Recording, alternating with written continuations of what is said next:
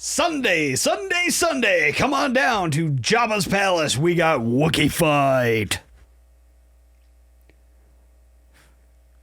Chrysanthemum versus the cute baby calf Rancor. Come on down and bring the kitties. What?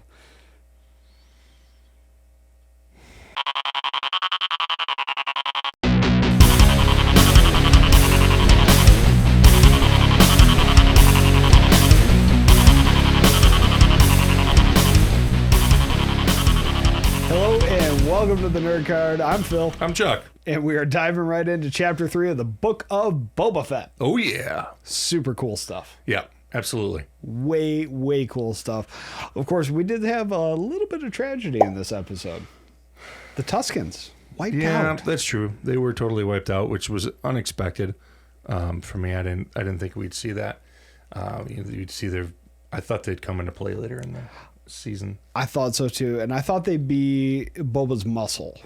But as it turns out, or his secret weapon, his sure, ace in the sleeve. And I guess they could still somehow do something with that because there's a lot of Tusken Raiders, but those are his Tusken Raiders. So exactly, that's his tribe. Yeah, I suspect that we won't see that. That's unfortunate because what we got instead of that was, well, actually a great guest star that brought in some different muscle for Boba. Yeah, new muscle. Yeah. Different muscle. Yeah, but let's focus on the good guest star part of that. We had Stephen Root come in, who was... I went my stapler. It was red. And burned Jabba's palace down. It's no salt. They stole my water.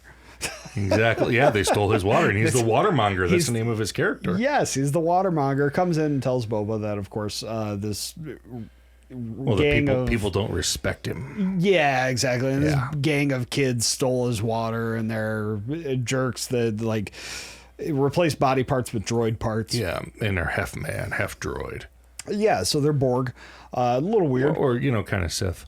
Or kind of Sith, yeah. Well, Sith does have a history of that. On Dathomir, and you and I will then decide what to do about the traitor Beckett and his accomplices. We do. Good old Haffy there. Yeah. I mean, I don't think I've ever called him that, but sure, you could be referring to more than one guy. You're absolutely correct. But either way, what we get is the Power Ranger biker gang. Yeah. The colors were wholly out of place in Star Wars. Completely out of place. And place. Tatooine, especially. Yeah, well... Maybe on Coruscant, you could have done that. Without a doubt. Coruscant, you can get away with that. But Tatooine is all browns and beiges and grays and blacks and greens, and that's it. That's all you have. But we've got these bright red, bright blue, bright yellow, bright green bikes. Vespas. Yeah, Vespas. Space Vespas. Space Vespas speeding through the streets. It just looked out of place. Not that not that it was a bad scene. No, it wasn't a bad scene. It was just, it didn't feel Star Wars-y. It didn't feel right. And, I think part of what Filoni and Favreau have done in this series, and Robert Rodriguez, who directed this episode and directed the first episode. Yes. And I think he's actually an executive producer on Book of Boba Fett. He is. That's correct. They've taken a lot of chances, and they go deep into the well for things. Sure. And, they push the limits, and eventually at some point you're going to push with something that's not a hit. You know, this wasn't like a fail maybe, but it wasn't a hit. Right, yeah. So, it was just odd. Well, we see them have redeeming qualities earlier on in the episode. For sure. I mean, they're competent fighters. As a matter of fact, when Boba's in his flashback tank and is seeing the Tusken Raiders wiped out, he's awakened from that by Chrysanthemum. Oh, yeah, he comes to do some damage. You bet. He came to kill the Boba. Yeah. Definitely. And they all kind of band together and fight Chrysanthemum. Oh, they come to his aid because he's getting his ass kicked. Well, yeah. Of course, he's not in his armor, and he was kind of a deep sleep.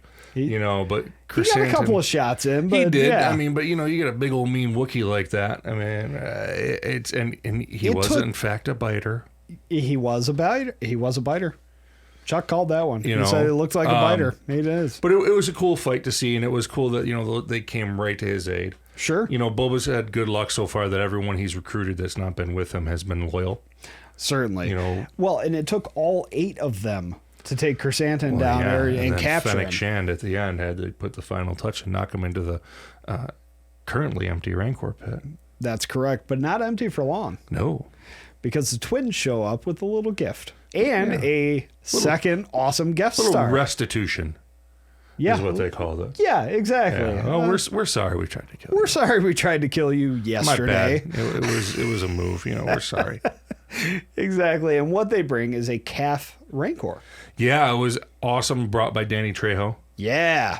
So Danny Trejo's great. He's so good. Yeah. It was cool to see. They've had Rancor. I mean, obviously in Return of the Jedi, the famous scene. The Rancor!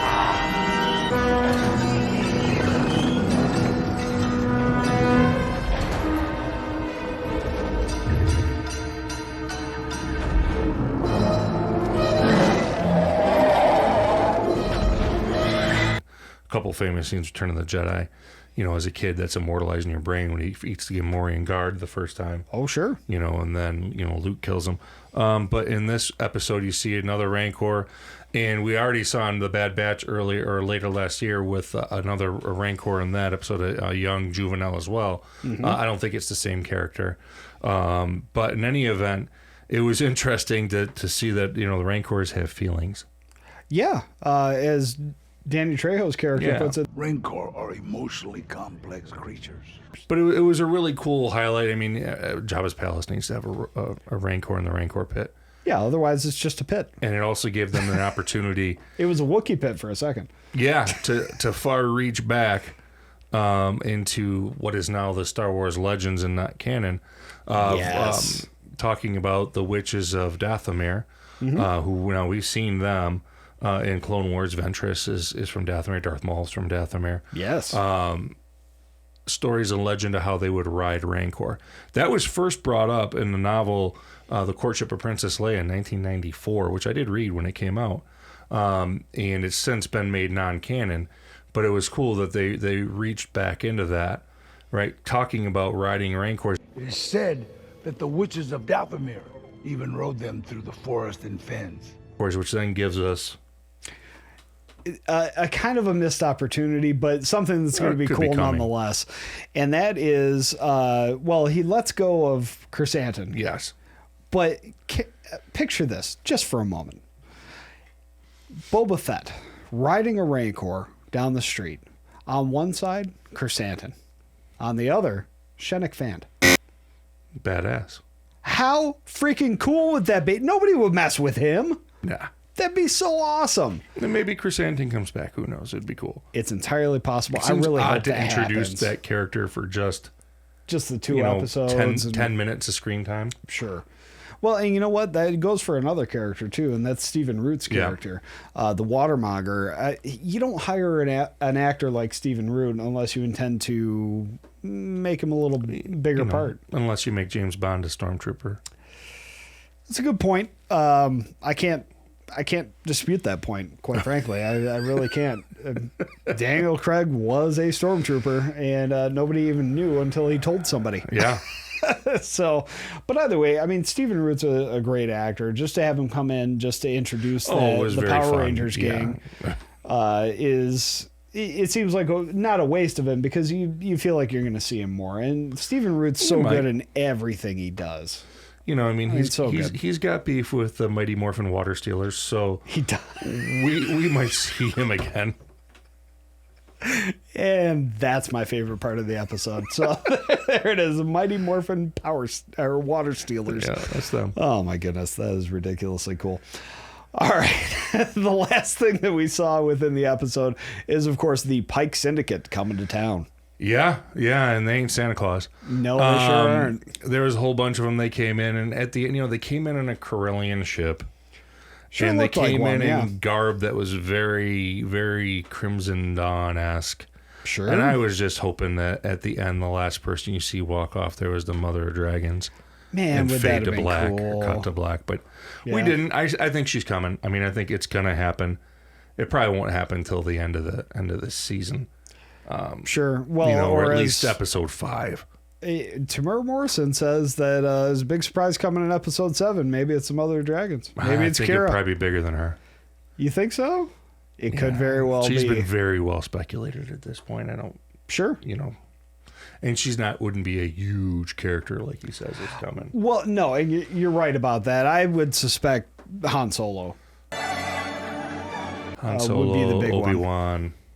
Obi-Wan? Yeah, that could be another one. Yeah, and the Obi-Wan's around. Well, no, he's not. He's dead. It's Return of the Jedi, so it won't be Obi-Wan unless it's a Force ghost. So what I told you was true, from a certain point of view. Good point. So it ain't going to be Obi-Wan. We'll just retcon that right now. Yeah. But it could be Han Solo. Could be. That's entirely possible. That would be amazing. I mean, Han Solo and Boba Fett definitely have a history. Boba Fett! Boba Fett.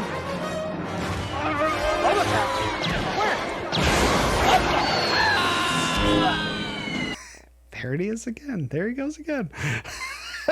Yeah.